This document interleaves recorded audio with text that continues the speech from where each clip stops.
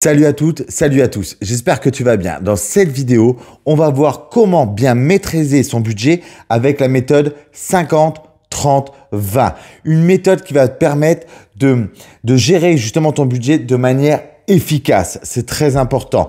Pourquoi? Parce que c'est la base pour moi avant d'épargner et d'investir. Donc, sache une chose, c'est que cette méthode, elle est vraiment personnalisable en fonction des profils de chaque individu. C'est très important de le comprendre pour ce que tu vas avoir par la suite. Et reste bien jusqu'au bout de la vidéo, parce qu'à la fin, moi, je vais te dire, moi, me concernant, qu'est-ce que je fais? Est-ce que je suis bien 50, 30, 20 ou je dévie un petit peu? Allez, go! En fait, la règle de gestion budgétaire 50, 30, 20 a été initiée par une sénatrice américaine qui s'appelle Elizabeth Warren. C'était dans les années 2000. Elle a fait au travers d'un livre, d'un guide pratique. Et donc, la première étape fondamentale, c'est de pouvoir chiffrer toutes ces dépenses essentielles. Donc ça correspond le 50%, d'accord ? Donc, c'est quoi les dépenses essentielles qu'il faut absolument regarder et connaître? C'est, en premier lieu, en général, c'est une des plus grosses, c'est son loyer, si on est locataire, ou son crédit immobilier, si on est propriétaire. C'est les factures d'eau, d'électricité ou de gaz ou de fioul ou de pellet. Tout dépend comment vous vous chauffez, par exemple. Ça, c'est important. Ça va être les dépenses liées à la santé, parce que c'est essentiel, on peut pas faire autrement, d'accord? La mutuelle, par exemple. Tout ce qui va être assurance, les assurances auto, l'assurance habitation, ça peut être une prévoyance. Ça va concerner aussi un très gros poste de dépenses, et là, il y a eu de l'inflation, ça a bien pris, maintenant qu'on fait les courses. C'est toutes les dépenses dites d'alimentation pour se nourrir. Et l'habillement. On peut pas sortir dans la rue tout nu. Vous faites ce que vous voulez. Si vous habitez au Canada, vous me direz en commentaire. D'accord? Mais ça, c'est très important. Et normalement, dans cette règle, d'accord, j'y reviendrai aussi après. Allez pas m'écrire un commentaire tout de suite, assassin. Mais dans cette règle, ce qu'elle préconise, c'est que toutes ces charges essentielles ne doivent pas, en théorie, dépasser 50% de vos revenus. Après, c'est sûr que ça va pas être évident entre quelqu'un qui gagne, je dis n'importe quoi, 1000 € par mois et quelqu'un qui en gagne 10 000, c'est sûr. Mais c'est pour vous donner un ordre d'idée et de grandeur.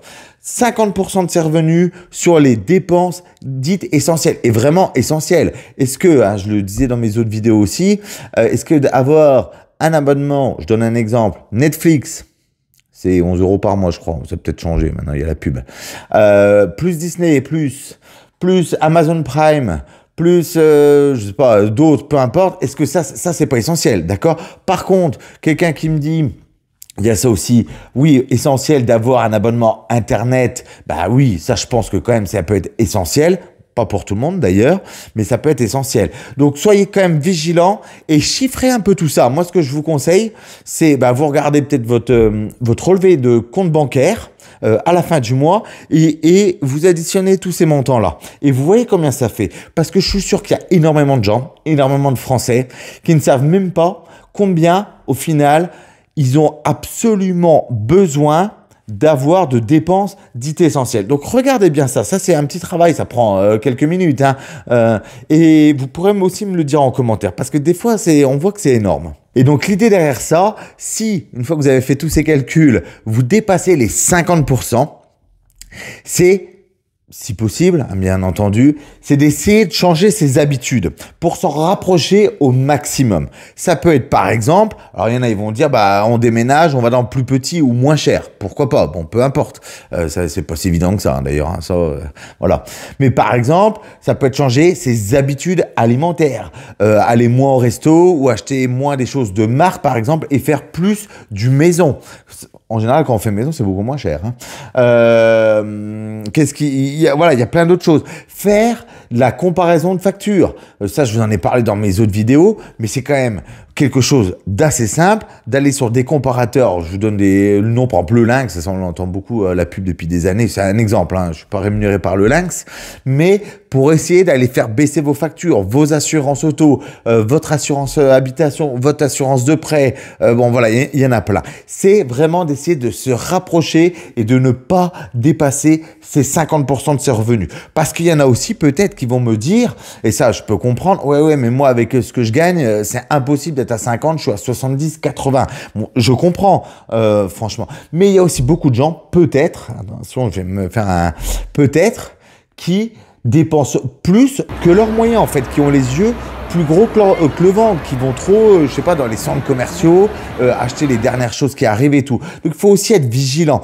Il faut pas mettre tout le monde dans le même panier, mais soyez aussi vigilant. Est-ce que vraiment c'est essentiel? La deuxième poche, le 30, le fameux 30 dedans, c'est tout ce qui va concerner les loisirs, les sorties, je dirais, on va dire, le bien-être, d'accord? Ça, c'est très important. Donc, ça peut être aller au cinéma, aussi de l'habillement, mais l'habillement un peu plus sympa. Ça peut, voilà, il y a énormément de sorties. Aller au restaurant, aller dans des parcs d'attractions, les loisirs. Et ça, c'est très important d'avoir cette poche-là parce qu'aussi, on a une petite tranche de la population qu'on dit frugaliste, minimaliste ou un mouvement FIRE, donc qui va vouloir être en retraite le plus tôt possible. Et pour cela, ils vont épargner un maximum de leurs revenus. Mais moi, je pense que pour tenir un budget dans le temps, il faut aussi avoir des loisirs, du bien-être. C'est très important cette poche-là. Alors il y en a, ils pourront pas parce qu'ils n'ont pas peut-être assez de revenus. Mais en tout cas, ce qu'elle nous préconise, cette sénatrice, cette méthode en tout cas, c'est au moins avoir 30% de ses revenus pour soi, on va dire. Le troisième pilier est l'épargne et l'investissement. Ça veut dire qu'on devrait épargner et investir 20% de ses revenus. Alors, épargner, c'est avec l'épargne de précaution, par exemple sur nos livrets, j'en parle tout le temps. Et après aussi investir via un PEA, un compte titre, un PER, un plan d'épargne d'entreprise, une assurance vie par exemple, sur des actifs en général sur du fonds euro ou sur des unités de compte, des actifs plus risqués, mais beaucoup plus performants sur le long terme. Avec par exemple des actions, des ETF, des SCPI, de l'or, tout ce que vous voulez, des obligations aussi. Ça, c'est très important de l'avoir, c'est 20%. Alors, qu'est-ce que ça veut dire? En gros, je vous fais un petit résumé aussi de cette méthode. 50%, si vous touchez, si on prend une base de 2000 € net par mois, ça veut dire qu'il faudrait qu'il y ait 1000 € en dépenses essentielles, 600 € en loisirs et 400 € en épargne. C'est pour vous donner un ensemble. C'est sûr que si vous touchez 4000 € par mois, c'est pas vous doubler ou un peu moins. Mais voilà, ça vous permet d'avoir un ratio. Et ce qui est très important dans cette vidéo, écoute bien, parce que tout le monde n'est pas pareil. C'est sûr que si on est un couple et que chacun gagne 5000 € par mois, je dis n'importe quoi, c'est sûr que si ça se trouve, on va avoir 60% en loisirs, 30% en épargne et 10% en charge, peu importe, j'en sais rien, tout dépend.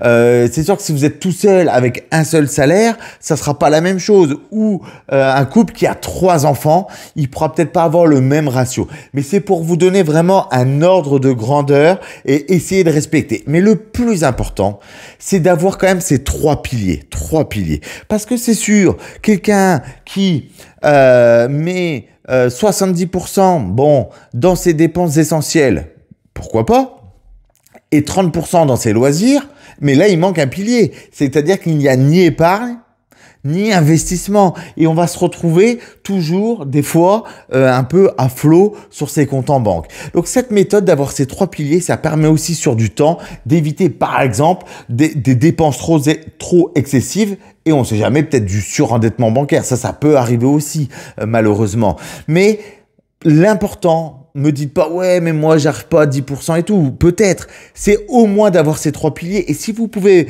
mettre moins que 10% dans l'épargne, par exemple, et 10% en loisirs et 80% en dépenses essentielles, ce qui est déjà important, c'est que vous avez vos 3 piliers et peut-être que plus tard, ou par des comparatifs, comme je vous l'ai dit, etc., ça va pouvoir se rééquilibrer un petit peu. C'est vraiment des ordres de grandeur.